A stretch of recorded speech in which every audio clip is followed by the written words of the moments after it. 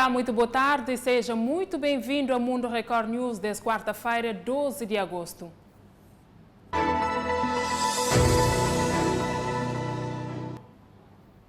Diretor Nacional de Saúde apela a confiança de cabo-verdianos para com a autoridade sanitária do país.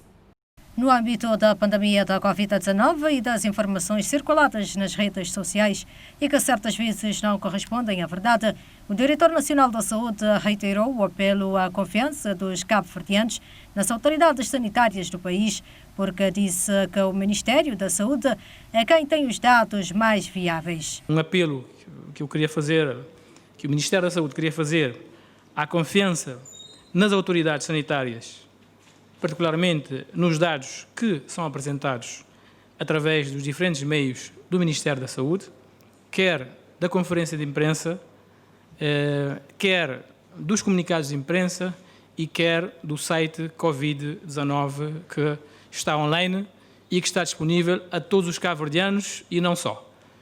Com isso eu quero dizer que o Ministério da Saúde é quem tem os dados mais fiáveis que possam existir. Nós é que fazemos o diagnóstico, nós é que tratamos os dados, nós é que transparentemente publicamos os dados. Não há mais dados a não ser esses dados, que nós próprios produzimos e partilhamos convosco, com a população, residente e não residente, através das conferências de imprensa, como eu disse, através do site da Covid-19 e também através dos comunicados de imprensa diários que fazemos. Em termos dos recuperados, Artur Correia afirma que o país está numa boa caminhada em redução dos casos da infecção da doença. E trabalhadores de Cruz Vermelha querem pagamento de salário de julho até esse presente dia e implementação de plano de cargos, carreiras e salários de final de setembro. Os trabalhadores da Cruz Vermelha de Cabo Verde exigem o pagamento integral do salário do mês de julho o mais rápido possível. Cruz Vermelha, caçata paga religiosamente esse salário a 20 de cada mês. É a primeira vez em 45 anos de história. E nós, enquanto trabalhadores, até então, o que não sabe são informações avulsas. Colaboradores está chamando para diretor financeiro que está falando, mas que tem dinheiro para pagar trabalhadores. Secretário-geral na comunicação social, que não soube, mas que foi nada oficial para trabalhadores da Cruz Vermelha, não está hoje, mas está em negociação. Não se sabe se é com finanças, não se sabe se é com Direção-Geral de Trabalho, não se sabe se é com INPS. Outra reivindicação tem a ver com a implementação do plano de cargos, carreiras e salários até finais de setembro. O PCS não foi socializado com os trabalhadores, não foi socializado com a direção do sindicato que representa os trabalhadores, apesar do sindicato em devida altura e emitiu um parecer. Portanto, nós entendemos que isso já é demais. Isso é demais. Desde dia 2009, 2012, estamos a correr atrás desta aprovação e implementação do PCS como forma de fazer justiça. Caso as reivindicações não forem atendidas, os trabalhadores prometem recorrer a manifestações, paralisação do trabalho, até recorrer ao tribunal para repor os seus direitos. E gosto também até Angola, onde já prorrogado o estado de calamidade e com isso, medidas foi adotado, cima, por exemplo, o uso obrigatório de máscara dentro de viaturas, uma medida que tem revoltado a população. O uso de máscara dentro da viatura, ainda que o cidadão esteja sozinho no carro, passou a ser obrigatório, com uma multa de 10 a 15 mil kwanzas para quem não cumprir. Alguns populares repudiam a medida. Nas redes sociais, várias contestações. Automobilistas acham a média um excesso. Temos que pensar bem. Eu acho um absurdo essa nova medida. O carro é meu, estou sozinho. Não há necessidade. Acho que ainda vamos ouvir muita gente a se opor com a polícia. Pelo menos as pessoas que estão a andar na viatura, porque isso vai me obrigar também a estar em casa com a máscara. É o que está a tentar dizer. Na opinião dos populares, em particular os automobilistas, pelo menos seria obrigatório o uso de máscara dentro da viatura se a pessoa estivesse com os vidros baixos. Mas estar dentro de um carro com todos os vidros levantados, mais o uso da máscara, é completamente sufocante. Além disso, eles questionam como vão ficar as pessoas que têm problemas respiratórios, ou a sinusite, por exemplo. Agora é obrigatório o uso da máscara de forma correta. Nas ruas de Luanda continuamos a verificar o mesmo cenário. Hoje mesmo, centenas circularam usando a máscara desta maneira. Por que você precisa baixar a máscara na hora de chamar? Porque sem máscara não consigo chamar bem. E não tem tido problemas com os polícias? Não, tido problema com os polícias, até não tenho. Mas eu explico para ele por que eu estou a baixar a máscara. Acho isso uma boa oportunidade, porque o uso de máscara é muito obrigatório. Eu não posso estar numa via pública sem usar máscara. Nas novas medidas não é permitida a circulação de cadáveres a nível nacional, caso a morte tenha a ver com a Covid-19, nem o repatriamento. Além disso, o cidadão pode pagar até 250 mil kwanzas, caso viole a cerca sanitária. A força de trabalho mantém em 75%. Os responsáveis de estabelecimentos comerciais sentem-se mais aliviados. O horário agora vai até às 19 horas. De igual modo, os transportes vão até às 22. Entretanto, no meio de todas estas regras, o que continua a inquietar os populares é a questão do uso da máscara, já que agora quem usa de forma incorreta também passará a pagar uma multa. Alguns populares questionam se isto não vai aumentar a questão da corrupção. Eu há um tempo passei por essa situação e eu não aceitei colaborar. Eu preferi injetar meu dinheiro no cofre do Estado, porque assim vai incentivar mesmo a corrupção e nunca vai acabar sendo. A questão da quarentena domiciliar para cidadãos que vêm do exterior também mereceu diferentes opiniões dos cidadãos. As multas vão de até 300 mil kwanzas. Eu penso que fica uma situação muito difícil. Melhor é mesmo estar isolado para não propagação do mesmo vírus. Ainda na Angola, sindicatos de saúde acham várias irregularidades nos hospitais do país, cima profissionais que estão a trabalhar sem condições, numa altura que o risco de contaminação de Covid-19 é elevado. Ficamos a saber que equipas integradas de profissionais afetas aos sindicatos da saúde fizeram várias visitas em diferentes unidades hospitalares e terão constatado uma grande falta de materiais de biossegurança, na maior parte dos mesmos. A nível do país, segundo o órgão, nesta fase os médicos têm trabalhado com escassez de luvas, máscaras, seringas, óculos, batas descartáveis, álcool gel, sabão, papel higiênico, água e outros materiais necessários, além de medicamentos. Em Luanda, os hospitais em destaque foram Maria Pia, Lucrécia Paim, Hospital do Prenda, do Capalanga e outros. Não atendendo o paciente, você comete crime. Atendendo o paciente sem material, eu também não estou a me proteger. No contexto atual da pandemia, o risco é maior para os próprios profissionais de saúde e também para os nossos utentes. A escassez faz a classe questionar aonde vai o material de biossegurança que o país tem vindo a receber. Outro problema apontado é a falta de alimentação, tanto para os profissionais da saúde como para os internados. Uma situação que leva a que muitos deles cheguem a abandonar os pontos de trabalho, em alguns momentos, em busca de alimentação. A falta de laboratórios, que tem limitado bastante as pesquisas, foi igualmente citada numa altura em que a malária continua a liderar as causas de morte no país.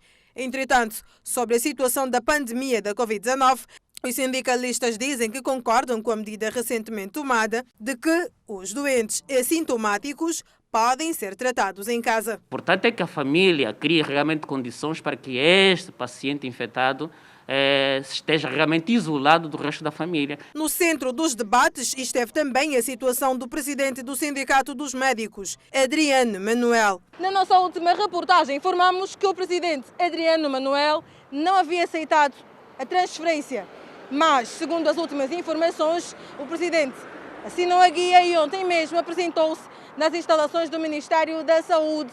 Também ficamos a saber que o cargo que ocupava no Hospital David Bernardino já está preenchido. Adriano Manuel e a classe sindicalista continuam a alegar perseguição em relação ao processo disciplinar imposto ao presidente por supostamente ter quebrado o sigilo com a divulgação de informações sobre o hospital. Quando, segundo o sindicato, dias antes, o diretor do referido hospital havia prestado uma entrevista com os mesmos dados. Além disso, afirma que Adriano prestou entrevista como sindicalista, tal como é tratado aqui no artigo. E de Angola, não te dá um salto até Moçambique, onde a autoridade está a preparar para a abertura de escolas de condução, onde durante o processo de fiscalização foi encontrado com irregularidades. Há quase 4 meses que as escolas de condução estão fechadas, mas já há uma luz verde para a reabertura no âmbito do relaxamento das medidas restritivas anunciadas no novo estado de emergência. Uma equipa do Inater visitou as escolas da cidade de Maputo para avaliar a preparação destas para a retoma. A primeira foi a escola de condução Asman, no bairro do Albazine. Medidas de prevenção observadas. No entanto, a equipa do Inater demora-se na verificação do número de instruendos pendentes enviados ao sistema e os verificados no local, até que, por fim, fica tudo bem. De seguida, a equipa escala outra escola, a especial. Medidas observadas, mas o número de instruendos enviados não coadunam com os encontrados no local. Para além da fiscalização das medidas de prevenção, o Inater também quer acabar com o oportunismo que surge nesta altura por conta da Covid-19. São mais de 150 escolas de condução em todo o país que serão alvo de fiscalização do Inater. O diretor de Relações Públicas do Inater afirma que o sistema a nível nacional tem um registro de 543 instruendos pendentes enviados pelas escolas, mas no terreno está a provar o contrário. A prática está a mostrar que não está muito bem sistematizado. Estamos aqui nesta escola, tem 7 candidatos ao exame prático, estamos a querer ver as aulas que eles tiveram e não estamos a conseguir encontrar as assinaturas que eles devem fazer no livro dos instruendos. As autoridades pretendem travar eventual inclusão de pessoas alheias ao processo de instrução auto. Porque estamos a prever um grande congestionamento nessa segunda fase que vai acontecer. Portanto, não temos que estar congestionados por candidatos que estão a ser acrescentados nesta altura. Este é o trabalho que está a ser feito em todo o país para evitar oportunismo. Depois de 20 anos de serviço, a empresária Isabel dos Santos anuncia que essa deixa cargo de membro de administração de operadora de telecomunicações Unitel. A empresária deu a conhecer o abandono do cargo através de um comunicado. No documento é descrito que foram 20 anos dedicados à criação, ao desenvolvimento e ao sucesso da Unitel e que deixa o cargo de membro do Conselho de Administração da empresa numa altura em que a economia angolana e o mercado das telecomunicações atravessam condições económicas particularmente adversas. Isabel dos Santos considera contraproducente e irresponsável permitir que um clima de conflito permanente e de politização sistemática dos administradores se instale no Conselho de Administração da empresa, fruto das relações entre acionistas. Na opinião da empresária, este órgão da empresa deve ser ocupado por pessoas dedicadas com um espírito de equipa, comprometidas com o trabalho rigoroso e produtivo, no interesse da empresa e dos seus colaboradores e clientes. Isabel dos Santos mostra-se satisfeita por ter participado no desenvolvimento da empresa, que contribuiu para a modernização e reconstrução do país, aproximando todos os angolanos de Cabinda ao Cunene e oferecendo-lhes uma janela no mundo.